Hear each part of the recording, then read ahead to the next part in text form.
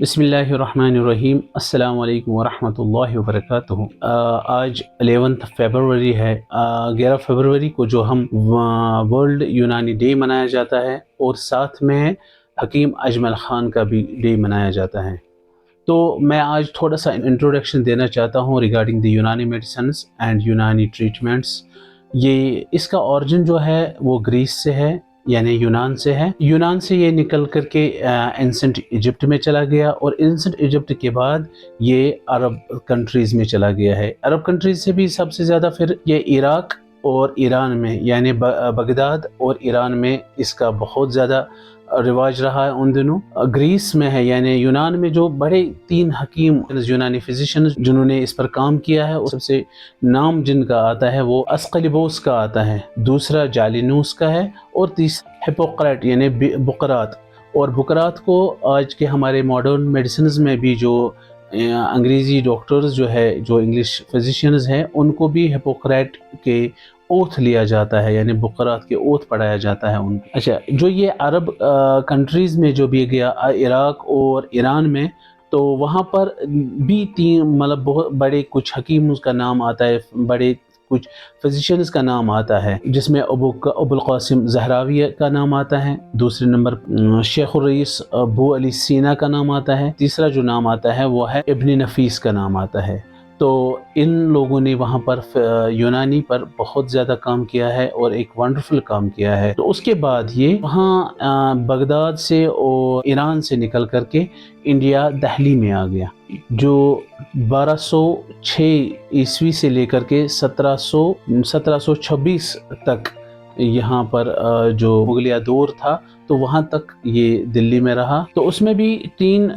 जो डायनास्टीज़ है, खलीजी dynasty, Tughlaq dynasty और तीसरा जो आता है वो फिर मुगलिया डायनास्टी का आता है। तो जो 1206 से लेकर के 1750 तक, इस दौरान मुगलिया पीरियड्स में ये यूनानी जो यहाँ पर दिल्ली में इस पर काम हुआ है। तो लेकिन जब चूँकि अंग्रेज़ जब बाहर से आ गए, जो इंडिया में आ गए, तो उन्होंने पहला काम जो ये किया है कि जो यहाँ के कल्चर्स थे, यहाँ का ट्रीटमेंट था, यहाँ का जो कुछ था, उसको बदलने की कोशिश की। उसमें यूनानी मेडिसिन्स को भी उन्होंने बदलने की कोशिश की और अपना मेडिसिन जो यानी एलोपैथिक मेडिसिन है, इंग्लिश मेडिसिन है, उसको इंट्रोड्यूस किया है। उसमें ब्रिटिश दौर में जो है सबसे ज़्यादा सेटबैक यूनानी मेडिसिन्स को भी लगा है और बाकी हमारे जो इंडिया के कल्चर्स थे उनको भी उन्होंने चेंज करने की कोशिश की। तो उस दौरान शरीफिया फैमिली एक फैमिली हुआ करती थी और एक अजीज़िया फैमिली। जो शरीफिया फैमिली है वो दिल्ली में थी और अजीज़िया फैमिली जो है लखनऊ में थी। तो जिन्होंने इस यूनानी मेडिसिन्स को उस दौर में भी थोड़ा थोड़ा आगे बढ़ाते रहे और उसके बाद लास्ट में हकीम मोहम्मद अजमल ख़ान, जिनका आज डे भी मनाया जा रहा है, पूरे ऑल ओवर इंडिया में मनाया जाता है, तो उन्होंने भी इस यूनानी मेडिसिन्स पर एक ट्रमेंडस काम किया है, जिसको हकीम अजमल ख़ान को मसीहुल मुल्क भी कहा जाता है, क्योंकि इन्होंने जो यूनानी मेडिसिन्स पर जो काम किया है, जो इसने रिसर्च किए हैं, वो काबिल फ़ख्र की बात। उन्होंने मसीहुल मुल्क जो हकीम अजमल ख़ान है, उन्होंने 4 मेन चीज़ मतलब उन्होंने यहाँ पर किए हैं। उसमें पहला जो काम है जामिया मिलिया एक यूनिवर्सिटी का क़याम, दूसरा हिंदुस्तानी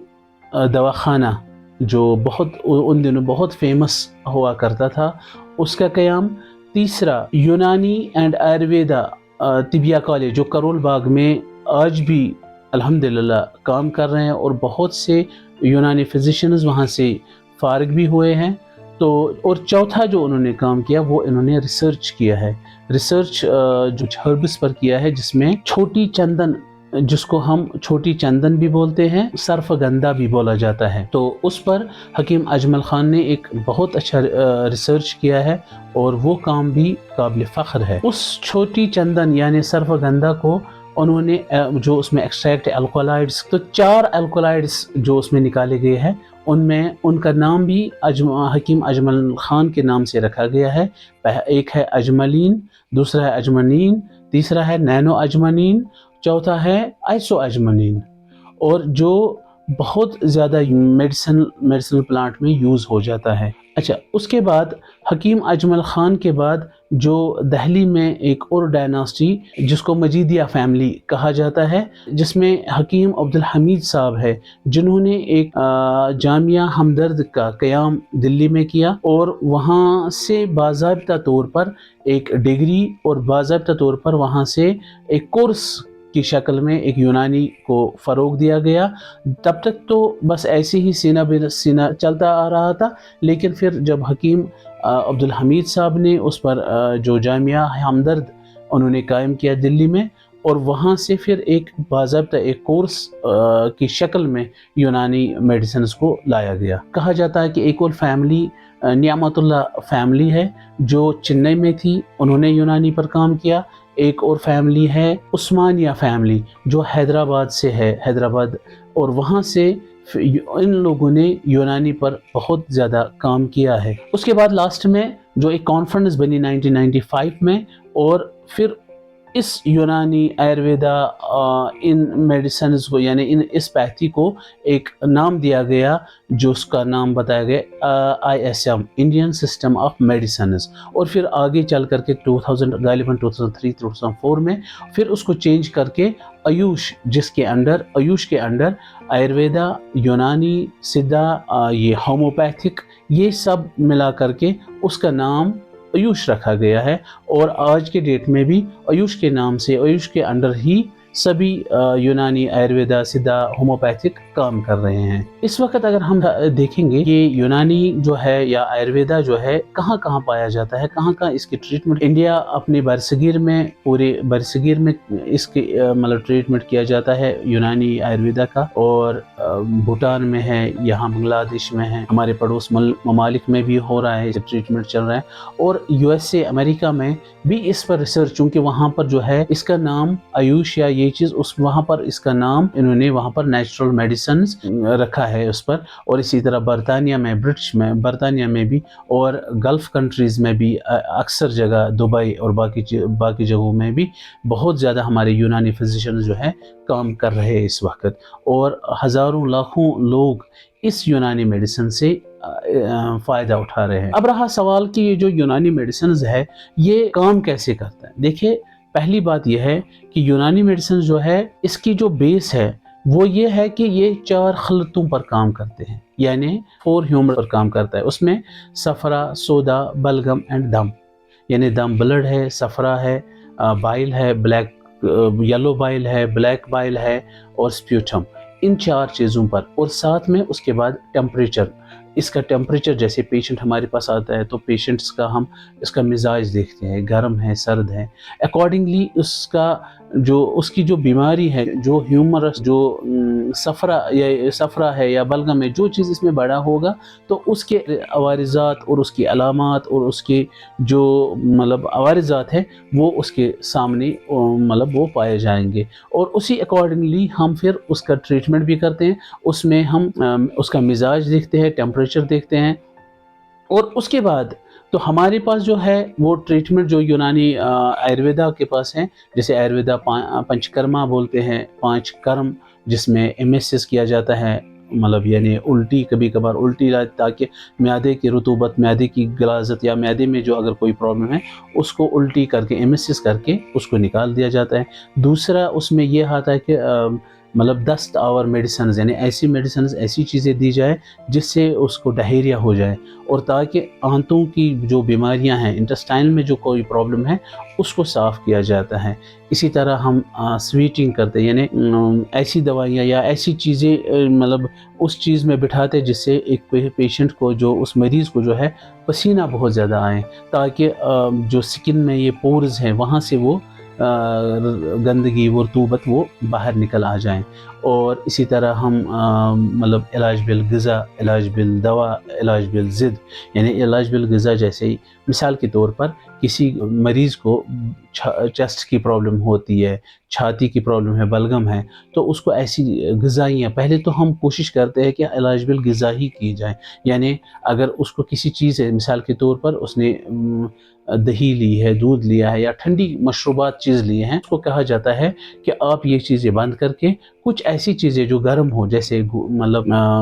فرائی کر کے ہم اس کو آلو بتاتے کھانے کے، انڈا بولتے کھانے کے لیے، یا گوشت بولتے یا فش بولتے ہیں یہ کھانے کے لیے، تاکہ اندر کی جو رطوبت ہے، بلغم ہے، وہ خشک ہو جائے اور وہ صاف ہو جائے۔ اسی طرح اگر مثال کے طور پر کسی کو کوئی پیشنٹ ہے، کوئی مریض ہے، اس کو بائل کی شکایت ہوگی، اس کو بلروبین کی شکایت ہوئی، ہائپر بلروبینیمیا جس کو جوائنٹس کہا جاتا ہے، جس کو یرقان کہا جاتا ہے، تو اس میں ہم کوشش کرتے ہیں کہ اس مریض کو، ایسے مریض کو ہم ٹھنڈی رطوبات استعمال کر لیں، جیسے لیمبو کا پانی ہو،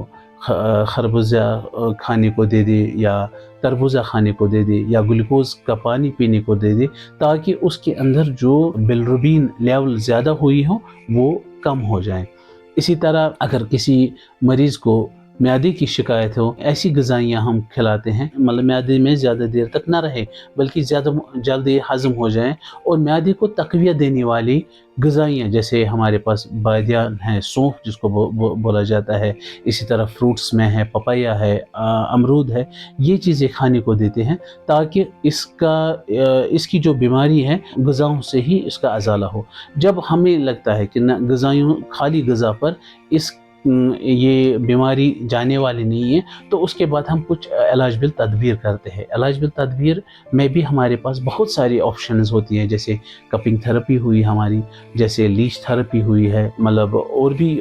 کچھ تھراپیز ہے، دلک ہے، تو وہ چیز کر کے ہم اس بیماری کو، جو اس بیماری کے لیے جو بہترین تھراپی ہوتی ہے، وہ چیز ہم استعمال کرتے ہیں۔ یا اسی طرح جیسے ہم نے کہا، اگر معدے کا مسئلہ ہو تو ایمیسس کرائیں گے، یعنی وومیٹنگ کرائیں گے، قبضی کا مسئلہ ہے، آنتوں کا مسئلہ ہے، تو ایسی دوائیاں، جو ایسی غذائیاں جس سے مطلب قبضی ٹوٹ جائے اور انسان واش روم اچھی طرح سے جائے، ڈہیریا ہو جائے، تاکہ اندر سے وہ یہ بیماریوں کا ازالہ ہو جائے۔ اسی طرح ہمارے پاس اس کے بعد جو آتا ہے وہ آتا ہے علاج بالدوا، جو ہم دوائیوں سے استعمال کرتے ہیں۔ اس میں بھی، دوائیوں میں بھی ہم سب سے زیادہ امپورٹنٹ یہ ہے، پہلے ہم سنگل ہرب یوز کرتے ہیں، یعنی ایسی جڑی بوٹی جو سنگل ہرب ہو، تو مفردات جس کو ہم اپنی لینگویج میں، اپنی ٹرمنالوجی میں بولتے ہیں مفردات، تو وہ مفردات اس کا کاڑھا پینے سے، یا اس کے پاؤڈر کھلانے سے، یا اس کا ٹیبلٹ کھلانے سے ہم اس بیماری کا ازالہ کرنا چاہتے ہیں۔ لیکن اگر ہمیں لگتا ہے کہ نہ، سنگل ہرب سے، یعنی ایک مفردات سے، ایک دوائی سے اس کا یہ بیماری جانے والی نہیں ہے، پھر ہم مرکبات میں ہمارے پاس بھی بہت ساری چیزیں ہیں، جیسے شربت کا مسئلہ ہوا، شربت پلائیں گے، یا معجون یا خمیرہ یا کوئی کیپسول کھلائیں گے، اور تاکہ مقصد یہ ہوتا ہے کہ جو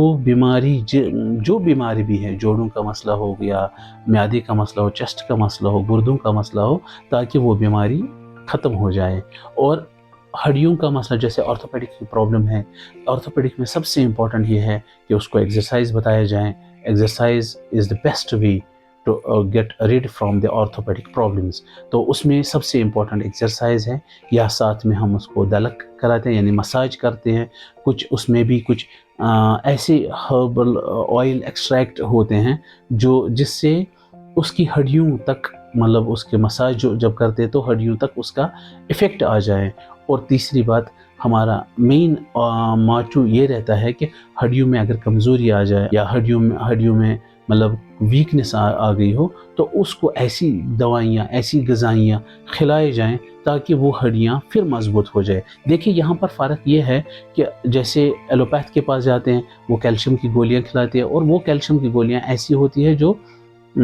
کیمیکل بیسڈ ہوتی ہے، سنتھیٹک ہوتی ہے، یا نیچرل تو اس میں ہے نہیں۔ نیچرل تو مطلب یعنی فوڈ ایکسٹریکٹ یا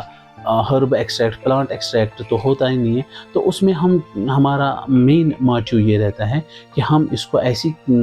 ہربل ایکسٹریکٹ میڈیسنز کھلائیں جو ان کے ہڈیوں کو طاقت دے، جو ان کے ہڈیوں کو مضبوط کرے، جو ان کا گھٹنوں کا مسئلہ ہو، ان کا کمر کا مسئلہ ہو، ان کا جوڑوں کا مسئلہ ہو، ریہار کا مسئلہ ہو، یا جو بھی مسئلے ہیں، تو اس کو ایسی میڈیسنز کھلائیں تاکہ اس میں جو وہ کمزوری ہے، ویکنس ہو، اس کو وہ ٹھیک ہو جائے۔ اور ساتھ میں پھر کپنگ ہو، لیچ ہو، یا اور بھی ریجیمنٹل تھراپی جو مطلب اس وقت ڈاکٹر صاحبان جو اس میں مناسب سمجھتے ہیں وہ کر دیتے ہیں۔ اسی طرح ہمارا پھر آگے آ جاتا ہے کہ منزج اور مسل دوائیاں استعمال کرنا۔ منزج اور مسل سمپل سا فنڈا ہے کہ منزج اس دوائی کو ان دوائیوں کو بولتے ہیں جو بیماری کو پکائیں، یعنی جو اس چیز کو، یعنی جو ہیومرس یعنی جو ہمارا ہیومرس جو بھی مطلب اس میں زیادہ ہو اس کو یہ پکائیں، اور مسل دوائیاں جو اس کو باڈی سے خارج کریں۔ تو مقصد یہ ہوتا ہے کہ باڈی میں جس چیز کی زیادتی ہوئی ہے اس چیز کو باڈی سے باہر نکالیں، تاکہ باہر مطلب پھر وہ باڈی اپنی اعتدال پر آ جائے۔ اس کے بعد کچھ ایسی میڈیسنز دیے جاتے ہیں جو امیونو ماڈریٹر یا امیون بوسٹرز ہوتے ہیں، تاکہ ہمارا مقصد یہ ہوتا ہے باڈی کا ڈیفنس میکنزم جو ہے وہ مضبوط ہو، سٹرانگ ہو، سو دیٹ کہ باہر کا انفیکشن جو ہے اس کو اٹیک نہ کریں، مطلب باہر کی مطلب باڈی کی اندر امیون سسٹم جو ہے ایسی مضبوط ہو وہ اس کو پروٹیکٹ کرے۔ جیسے میں نے علاج کے دوران بتایا کہ ہمارے 3 سورسز ہوتے ہیں جس سے ہم پیشنٹس کو مطلب ٹریٹمنٹ کرتے ہیں۔ ایک تو ہم نے بتایا، ایک وہ ہمارا ہے علاج بالدوا، علاج بالغذا، علاج بالضد، علاج بالتدبیر، یہ تو ایک سائڈ ہوا۔ پھر ہمارے جو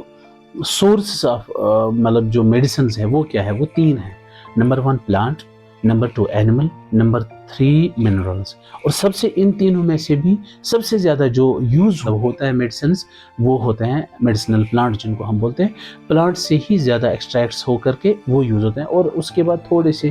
کچھ اینیمل پروڈکٹس بھی ہوتے ہیں اور کچھ منرلز بھی ہوتے ہیں۔ اچھا، یہ یونانی میڈیسن جو ہے سب سے زیادہ جو ہم بتائیں کہ سکسیسفل ریٹ ہے وہ سکن کی بیماری میں ہے۔ وہ سکن میں جو بھی ہے، جیسے سوریسز ہیں، ایکنی ویلگیرس ہے، یا ہیئر لاس ہے، یا پمپلز ہے، پگمنٹیشن ہے، یہ یا ہائپر پگمنٹیشن ہے، یا جتنی بھی سکن کی بیماریاں ہیں اس میں اس کے بہت اچھے ریزلٹس ہیں، سکسیسفل ریزلٹس ہیں اس کے۔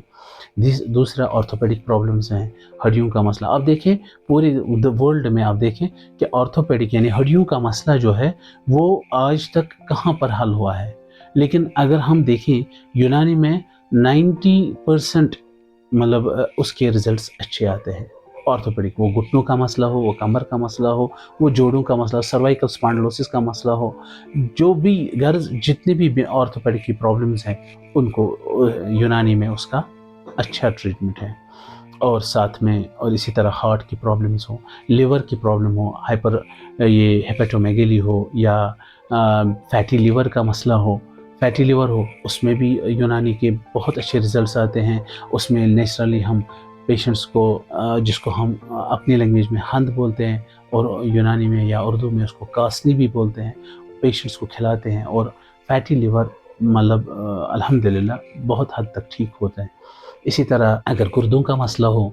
کڈنی سٹون کا مسئلہ ہو، پروٹینیوریا کا مسئلہ ہو، یعنی یورین کے ساتھ پیشاب کے ساتھ پروٹین چل رہا ہو، یا اسی طرح CKD کا مسئلہ ہے، الحمدللہ بہت سارے مریض ہم نے دیکھے جن کو ڈائلیسس کا مسئلہ تھا، آج الحمدللہ وداؤٹ ڈائلیسس وہ اپنی نارمل لائف جی رہے ہیں۔ اسی طرح اب سر کی بیماریاں ہیں، جیسے مائیگرین کی پرابلم ہو،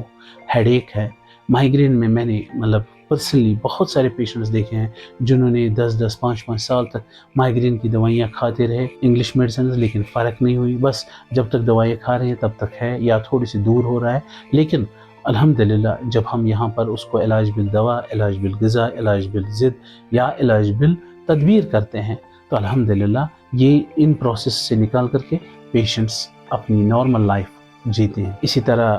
اگر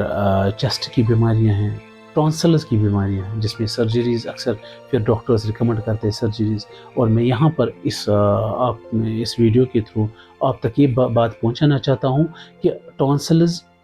خدا نہ خواستہ کتنا بھی ہو کبھی سرجریز نہ کریں، بلکہ کوشش کریں پہلے اس کو ہربل میڈیسنز دے دیں، کسی ہربل یونانی فزیشین کے پاس لیں، اور انشاءاللہ تعالیٰ آپ دیکھیں گے کہ ٹونسلز کا جو مسئلہ ہے وہ حل ہو جائے گا۔ اسی طرح اگر اللہ تعالیٰ بچائیں معدے کا مسئلہ ہو، دیکھیں معدے کا مسئلہ یہاں پر میں بتانا چاہتا ہوں کہ معدے کے جو پیشنٹس ہیں کتنے دنوں سے وہ پینٹاپروزول، ریپیپازول، جتنے بھی زول ہیں یہ کھاتے رہے ہیں، اور آج تک انہوں نے کبھی اس زول کو نہیں چھوڑا، لیکن میں یہاں پر انشاءاللہ تعالی اللہ کے فضل سے یہ کہنا چاہتا ہوں کہ ہمارے پاس ایسی میڈیسنز ہیں، ایسی دوائیاں ہیں جو آپ کچھ دیر تک کھائیں گے، اور آپ کا مقصد یہ ہے کہ آپ کا معدہ جو ہے، آپ کے اسٹامک کے سیلز جو ہے وہ خود کام کریں، آپ کے ہاضمت کا مسئلہ ہو، یعنی انوریکسیا ہو، بھوک نہیں لگتی ہو، یا کچھ بھی ہو، وہ انشاءاللہ تعالی دور ہو جائیں گے۔ سب سے بہترین یہاں پر میں اپنے دیکھنے والوں اور سننے والوں کو یہ بولنا چاہتا ہوں کہ سب سے بہترین جو ہے، جس کا بھی معدے کا مسئلہ ہے، سونف، جو ثابوت بادیان کے نام سے، مطلب بادیان جو ہم یہاں بولتے ہیں یا سونف بھی بولتے ہیں، اس کو دن میں چباتے رہیں۔ آپ نے دیکھا ہوگا، آپ کبھی ریسٹورنٹ میں جاتے ہوں، کبھی کسی ہوٹل میں جاتے ہوں، تو کھانے کے بعد آپ کو سونف کو دیا جاتا ہے۔ اس کا مقصد، اس کا بیک گراؤنڈ جو ہے کہ جو اپنی غذا کھائی، اس کے اوپر جو ہی آپ نے سونف لے لیا، چبا کر کے کھایا، تو وہ اس کو ہضم ہونے میں مدد دیتی ہے، اور پلس آپ کے اسٹامک کے سیلز کو بھی اسٹرانگ کر لیتا ہے۔ تو یہ میرے کہنے کا مطلب ہے کہ یونانی میں ان بیماریوں کے، اس کے بغیر بھی بہت ساری بیماریاں ہیں جن بیماریوں کا ازالہ یونانی میڈیسن سے کیا جاتا ہے۔ اور یہاں پر میں ایک بات اور ایڈ کرنا چاہتا ہوں، جیسے میں نے ویڈیو کے بیچ میں بھی کہا کہ یونانی بہت یا آیورویدا جو ہے، زمین پر جب سے انسان آئے ہوئے تب سے بیماری کا مطلب اور صحت کا یہ معاملہ آپس میں رہا ہے، اور تب سے ہی علاج بھی مطلب اس وقت کے لوگوں نے ویسے ہی علاج بھی کیا، اور علاج بھی کیا تھا وہ یہی اکثر دیکھا گیا ہے، ہسٹری میں دیکھا گیا ہے کہ وہ آیورویدا، یونانی، ہربل میڈیسنز، نیچرل میڈیسن، جو نام آپ دیں گے، ہے تو یہ ایک ہی چیز۔ تو ان چیزوں سے اپنا علاج کرتے رہیں۔ لیکن اب بیچ میں جب مطلب برٹش دور آ گیا، تو انہوں نے جو انٹروڈیوس کیا ایلوپیتھک میڈیسنز، تو تب سے پھر ایلوپیتھک میڈیسنز کا یہ رہا۔ ہم یہ نہیں کہتے ہیں کہ وہ مطلب اس چیز کا ہم ڈینائی نہیں کریں گے، انہوں نے بھی بہت کام کیا میڈیکل سائنس میں، انہوں نے بہت حد تک کام کیا، اسپیشلی سرجریز پر انہوں نے بہت محنت کی اور بہت آگے بڑھے ہیں۔ لیکن ہم کیوں وہاں تک پہنچے، سرجریز تک کیوں پہنچے ہم؟ اس سے بہتر ہے کہ پہلے ہی ویسی چیزیں استعمال کر لیں جو جیسے اللہ تبارک تعالیٰ نے انسان کو پیدا کیا، اس کی ضرورتیں اس نے اللہ تعالیٰ تبارک تعالیٰ نے اسی مٹی میں رکھے ہیں۔ آپ گولڈ کو دیکھیں تو مٹی میں ہے، آپ لوہے کو دیکھیں مٹی میں ہے، آپ جس چیز کو بھی، آپ کی غذائی ہیں، چاول، روٹی، آٹا، جتنی بھی چیزیں ہیں وہ آپ کو زمین سے نکلتی ہیں۔ جب اتنی چیزیں زمین سے نکلتی ہوں تو obviously ظاہر سی بات ہے کہ ہماری جو دوائیاں ہیں، ہماری جو علاج کے لیے ہم درکار جو چیزیں ہیں، وہ بھی مٹی میں ہی ہوگا۔ اس لیے کوشش کریں کہ پہلے ہم کبھی بھی کچھ خدا نخواستہ بیمار ہوئے تو پہلے تو علاج بالغذا سے ہی کر لیں اسٹارٹ، کسی اچھے فزیشین سے مشورہ کر کے علاج بالغذا سے کر لیں، یا پھر اس کے بعد علاج بالدوا یا علاج بالتدبیر سے کر لیں۔ لیکن ایلوپیتھک پر، انگلش میڈیسنز پر ایک دم نہ جائیں، کیونکہ یہ عام بات ہے کہ ایلوپیتھک میں بہت سارے سائیڈ ایفیکٹس ہیں، وہ خود بھی مانتے، اور وہ مانے نہ مانے، ان میں تو آپ گوگل کر لے، آپ ریسرچ کر لے، اس میں تو خود ان میں دیا ہوتا ہے کہ اس کے سائیڈ ایفیکٹس ہیں، ہارمفل ایفیکٹس کیا کیا ہے۔ تو ان چیزوں سے بچنے کے لیے آپ اپنے آپ کو یونانی، آیورویدا اور نیچرل میڈیسنز پر ہی اپنے آپ کو رکھیں۔ ڈائگنوسٹکس کے جو طریقے ہمارے اوپر ہیں، یہ بہت ساری چیزوں سے ہوتا ہے، جیسے ہم بول و براز یعنی پیشاب کو چیک کرنے سے پتہ چلتا ہے کہ اس کے اندر کون سی بیماری، کون سا ہیومرس بڑھ گیا ہے، کس خلت کی زیادتی ہوئی ہے، یا براز جس کو ہم براز بھی بولتے ہیں اور بڑا پیشاب بھی یا پخانہ بھی بولتے ہیں، اس چیز کو دیکھنے سے بھی پتہ چلتا ہے۔ اور تیسری بات نبض جو ہے یعنی پلس، یہ بہت زبردست سٹرونگ ہتھیار ہے ایک یونانی فزیشین، ایک آیورویدک فزیشین کا۔ تو نبض کے بارے میں بھی جو حکیم اجمل خان کی جو کتاب ہے، جو انہوں نے لکھی ہے نبض پر، وہ بہت جامعہ بک ہے، اور بہت ہی اس پر انہوں نے بہت ریسرچ کر کے وہ نبض کی پوری بک لکھی ہے۔ اور اس میں نبض میں بھی بہت سارے ٹائپس ہے، نبض منشاری ہے، جیسے نبض ذوالقرنین ہے، جیسے نبض وسطیٰ ہے، اور اسی طرح بہت سارے اور اسی طرح بہت ساری ٹائپس انہوں نے دیے ہیں. تو یہ سب چیزیں پتہ تب چلتے ہیں ایک یونانی فزیشین کو جب وہ پریکٹس میں ہوتے ہیں، جب وہ دن میں 10 پیشنٹس، 20 پیشنٹس، 50 پیشنٹس کا نبض دیکھتے ہیں اور یہاں سے اپنی اس نبض کی کتاب جو اس نے حکیم اجمل خان کی کتاب پڑھی ہے اس کو آپس میں ملاتے ہیں. تو آہستہ آہستہ یونانی فزیشین نبض پکڑ کر کے ہی بیماری کی تشخیص یعنی ڈائگنوسس کرتے ہیں. اور اس کے بعد آج ماڈرن سائنس کو لے کر کے جو آج ماڈرن ٹولز ہیں ہمارے پاس، جو الٹرا ساؤنڈز ہے، ڈیجیٹل ایکس رے ہے یا سی ٹی یا باقی چیز، ان کا بھی استعمال کر کے اور ایک فائنل ڈائگنوز پر انسان پہنچ پاتا ہے اور مریض کو بہترین علاج اس کو پرووائڈ کیا جاتا ہے. تو بہرحال یہ پورا جو ویڈیو تھا، یہ چونکہ آج 13 فروری ہے اور ورلڈ یونانی ڈے منایا جاتا ہے، تھوڑا سا جتنا بھی میرے پاس ایک تھوڑی سی چھوٹی سی نالج تھی تو میں نے چاہا کہ یہ آپ لوگوں تک شیئر کریں. اور حکیم اجمل خان صاحب جن کو مسیح الملک بھی کہا جاتا ہے، جنہوں نے بہت خدمت انجام دیا، چونکہ آج ان کا برتھ ڈے بھی ہے تو وہ بھی پورے انڈیا میں منایا جاتا ہے، اسپیشلی انڈیا میں منایا جاتا ہے. تو یہ چیز. اور تیسری بات یہ تھا کہ لوگوں تک یونانی اویئرنیس، آیورویدا اویئرنیس بھی لوگوں تک پہنچائے کہ ہم لوگ جو یونانی فزیشنز ہیں کس طرح سے بیماریوں پر قابو پا لیتے ہیں اور ہمارا جو طریقہ علاج ہے کس طریقے سے ہیں. تو اس میں دیکھنے والوں اور سننے والوں کو یہ کہنا چاہتا ہوں کہ اس میں الحمدللہ کوئی سائیڈ افیکٹ نہیں ہے. ہاں یہ ہے access of every thing is bad. اگر آپ نے چاول بھی زیادہ کھا لیا، آپ نے گوشت بھی زیادہ کھا لیا تو نیچرلی کچھ نہ کچھ گڑبڑ ہو ہی جاتا ہے. تو اس کا مطلب نہیں ہے کہ گوشت نئی پرابلم کی ہے، لیکن چونکہ گوشت کی زیادتی کی وجہ سے ہو سکتا ہے. اسی طرح یونانی میڈیسنز میں اگر کوئی تھوڑی سی سائڈ میں اس کو ازالہ کیا جاتا ہے، یعنی اس کو زائل کیا جاتا ہے. زائل مطلب اس کو ختم کیا جاتا ہے. اس کے کچھ پروسیس ہوتے ہیں، یعنی اس کو صاف کرنے کا، اس کا ازالہ زائل کیا جاتا ہے. جیسے مثال کے طور پر مرکری ہے، اگر ہم مرکری ایسے استعمال کر لیں، یہ جو ایک منرل ہے ایسے استعمال کر لیں تو اس کے سائیڈ افیکٹس بہت زیادہ ہیں. لیکن اس کو کچھ پروسیس ہے جو ہمیں پڑھایا جاتا ہے، جو ہمیں سکھایا جاتا ہے، تو وہ پروسیس کرنے کے بعد اس کے وہ جو سائیڈ افیکٹس وہ ختم ہو جاتے ہیں. اسی طرح اور بھی اگر کسی چیز کے کوئی سائیڈ افیکٹس اس کو پہلے زائل کیا جاتا ہے. جیسے برگ ثنا ہے، اگر ہم برگ ثنا ڈائریکٹلی استعمال کر لیں تو اس سے آنتوں کو یعنی انٹسٹائن کو نقصان پہنچتا ہے. تو اس کا نقصان بچانے کے لیے، یعنی اس سے جو انٹسٹائن میں نقصان ہو جاتا ہے اس کو وہ بچانے کے لیے ہم اس میں برگ گلاب ایڈ کیا جاتا ہے تاکہ برگ ثنا کے جو اس میں سائیڈ افیکٹس ہیں ہم کہیں سائیڈ تو وہ نہ ہو. تو اسی طرح یہ ایک یونانی فزیشین کو ہی پتہ ہے کہ کون چیز کس کے ساتھ ملا کر کے ہم ایک مریض کو دے سکتے ہیں. تو بہرحال یہ تھوڑا سا ایک ویڈیو تھا ریگارڈنگ ورلڈ یونانی ڈے اور حکیم اجمل خان پر. تو امید ہے کہ آپ سب کو یہ پسند آیا ہوگا. تو اپنی دعاؤں میں مجھے بھی یاد رکھیں اور ہماری اس ٹیم کو اپنی نیک دعاؤں میں یاد رکھیں. السلام علیکم.